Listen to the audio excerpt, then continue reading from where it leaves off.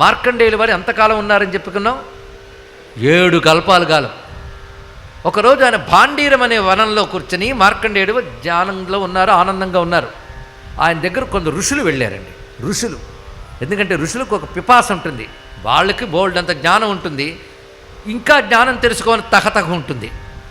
అందుకు వాళ్ళందరూ ఈయన వద్దకు వచ్చారు. ఒకసారి మార్కండేయ మహర్షి వద్దకు వచ్చి, మాకు డౌట్ అయ్యా, నువ్వు మృత్యుంజయుడివి ఎలా అయ్యావు అనేది మాకు కథ తెలుసు. శివుణ్ణి ఆశ్రయించడం వల్ల నువ్వు దీర్ఘాయుష్మంతుడు అయిపోయావు, 7 చిరంజీవులు అంటారు, నువ్వు ఒక గొప్ప చిరంజీవి.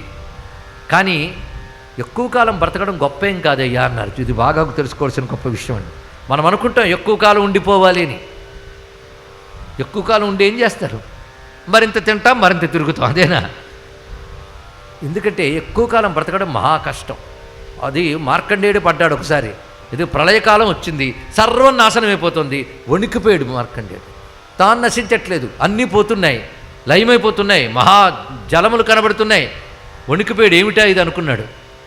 ఆ సమయంలో ఆయనకి ఈశ్వరానుగ్రహం వల్ల ఆ భయం నుంచి బయటపడ్డాడు.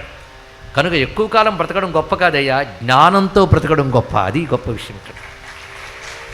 ఎందుకంటే మనం బాగానే ఉన్నాం, మన ముందే అందరూ పోతూ ఉంటారు, మనం అనుకున్నవన్నీ పోతూ ఉంటాయి, అవునా లేదు? ఎవడికో వరం ఇచ్చేసాడు, నువ్వు ఒక 200 ఏళ్ళు బ్రతుకుతావని. ఈయనకి వరం వచ్చేసింది, సరే, వాడి కళ్ళ ముందు వాడి పిల్లలు, వాళ్ళకి 200 ఏళ్ళు, మనవులు అందరూ వరుస పెట్టిపోతున్నారు, చూస్తూ తట్టుకోగలమా? వాడు చూస్తున్న ప్రపంచం నాశనం అయిపోతుంది. ఎంత దుర్భరం చూడండి ఇక్కడ.